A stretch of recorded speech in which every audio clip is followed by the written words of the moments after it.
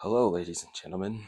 Welcome again to another movie review at the Occupy Hollywood Network. Um, you know, these next two movies, which will be this video and the next video, are movies that I can honestly, I could not get enough of these movies. Now, spoiler alert, not saying you know what the review for this movie is going to be, but I digress. So, a long time ago, right, when I was growing up, um, you know, what I was born '96, so I was a 2000s baby, technically a '90s baby, but I just not like I really have any fond memories of the '90s. So technically, I'm a 2000s baby, born in the '90s, and you know, my like inception or like the beginning of me kind of acknowledging pop culture and like entertainment around me, it was primarily with the franchises of Digimon, Star Wars, and any in certain types of video games. So like motocross and ATV games were really popular in with my older brothers, and they'd play a video game and it'd be laying around, and then I'd start playing it, and then I'd adopt it as my own, and now it's mine. Sibling stuff, right? Um, One of those video games that I became very fond of was a video game called Kingdom Hearts. And in Kingdom Hearts, right, there's Kingdom Hearts 1 and Kingdom Hearts 2, and then there's many other random spin-offs. I don't understand it. Don't ask me. I didn't do it. Ask Square Enix. Um, Kingdom Hearts has a very similar vibe to like Final Fantasy.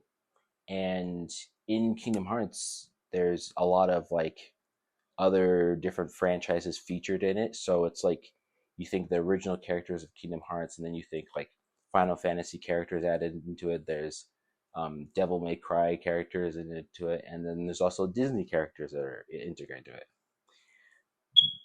Tron, right, being a Disney property, was the first time I ever like was introduced to this franchise. So it wasn't the first movie, right? It wasn't the second movie. It was Tron being featured in a video game is how I became fond of Tron. Now, Tron, right? Tron is like one of those movies that makes me think and reminds me, and I hope, and it makes me want to tell other people who are creatives, filmmakers, all this other stuff, that it's another example of like you can really make something really phenomenal if you just put your mind to it. And I mean phenomenal, whether it be like a cult classic, you know, or it'd be like the biggest thing ever. And I think Tron is like cult classic ish, but it's becoming, I think Tron is becoming, because of the different mediums it's been featured in, I think it's a little bit in betweener. It's like an in betweener, right? It's very popular, and also being a part of the Disney banner, like the Disney Empire, I think that also elevates it a little bit more, just because Disney being like the biggest thing ever in terms of companies and entertainment. Now, Tron, right? This movie, I'll be honest, this movie, it's kind of like, it's not bad. It's not even bad. It's not, this is a type of movie that it's not for everybody. But like, this movie, you enjoy it for what it is. Like, the visuals, you know, the very, the very or not cardboard, but like, um, not so dynamic acting. I mean, some of the acting's pretty good, but at the same time, it's kind of it's a fun journey. I think the thing that this movie has most going for it is that the journey is really fun, and when you look at it, it's really visually pleasing. I always tell myself, and I always tell people, like, in terms of like, if you want to make a very successful story, don't like make something that people want to look away from, whether it be boring and dull or be absolutely gross. And the reason I say that, because I remember I was watching Knives Out, that Ryan or Rian Johnson movie, or whatever his name is, and in Knives Out, it was a pretty decent movie. It wasn't the best, but like it wasn't horrible. But there was one part of that movie where the girl just threw up on the guy, and I was just like, I would never put a throw up scene in my movie because one, I just think it it's not like that throw up scene gives that movie that much more stars or that much more points for being good. If anything, it probably does the opposite. But Tron is probably one of these like movies where it's like you look at it and you're like, wow, like this is kind of interesting because the intrigue is there, right? It's not the best movie ever, but the intrigue is there, and the like you either I feel like you either like this movie or you don't like this movie. And I like this movie. Like I said, it could be considered cult classic, but I think it's a little bit more than that. Um, I think the idea of like a guy who like creates a grid or like goes into a different world or it's like a game that is supposed to be a little dead, like it's way deadlier than like, you know, it's kind of like on the Hunger Games categories where it's a game but it's deadly.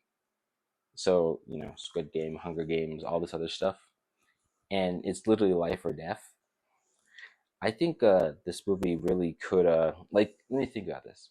So things I liked about the movie, obviously the visuals, uh, yeah, the characters are pretty. I like the character designs and like the characters and their dichotomy between the other ones.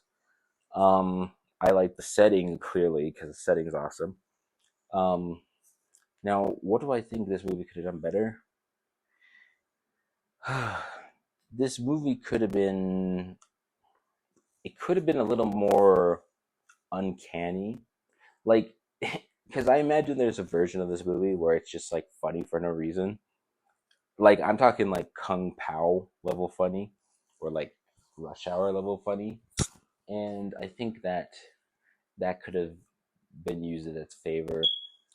The writing could have been better, the acting could have been better, but that's like give or take. Um, but to be honest, like I said, this you either like this movie or you don't like this movie. I don't have really any problems with this movie at all.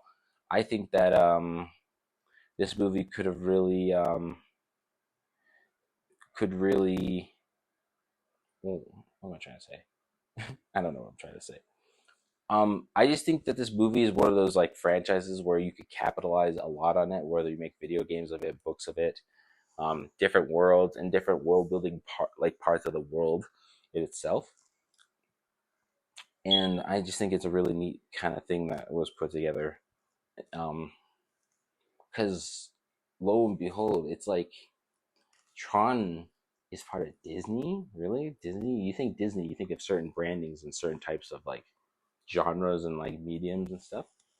But like Tron was like one of those things where it's like, okay, you have this company, right, that makes fairy tales, like family friendly, all this other stuff. Not to say Tron isn't like any of those stuff, or not any of those stuff, but I think Tron is a really good example of like when you create something that your audience clearly knows and is used to, you know, animated stuff. Like if let's say if you're a filmmaker or a YouTuber and you make movies, right? And you make animated movies solely and people that's what people know you for and they come for that. Um or if like you make horror movies and that's the only thing people know you from. And then all of a sudden you decide to make a animated movie if you're the horror guy, or if you make a horror movie if you're the animated guy. Audience capture is a real thing where people expect certain things from you once they know you. You know, Mandela effect, or not Mandela effect, the Halo effect, all these different things are kind of like in the same realm of each other. But I think Tron is one of those things where you can make something really good that's not your usual thing, and then people will be like, "Wow, you really expanded upon like your brand and stuff like that." So I think Tron is a good thing, example of brand expansion, trying to get out of the audience capture thing. Now, um, most people, because let's be honest, most things in art, most art is not that good. First of all, if most art's not that good, creating a brand, you're probably not going to be that good at doing that. And then if you're trying to like break out of that brand, you're probably not even good at that. So this is something that very few like entities, companies, groups, and individuals could do very well. But I do think Tron does this very well. So when it comes to ratings, would I rate Tron? I would rate it. Is it a 7 out of 10 or is it a 6 out of 10? I would rate Tron a 6 out of 10. Um, and that's not a bad thing. Remember, I know people, if they hear the 6 out of 10, I say this all the time. The 6 out of 10, oh, it must be a bad movie. No, because it has 6 good points out of the 10 points. If it was a 2 out of 10, like I say all the time, then it would be bad. But like I like Tron a lot, and I think that this year, ironically, Tron, the third Tron installment, Tron Ares, is coming out, and I'm kind of excited because I haven't been to the movie theater in years. Just because I'm very unimpressed with Hollywood, and I feel like I could probably make stuff way better. And I know who someone's already hearing me say that, like, "What, you think you can make stuff better?" Yes, I do think I can make stuff better. Um, Not to say there's not stuff that's good, but uh, yeah, I think Tron is a really neat thing, so I give it a 6 out of 10.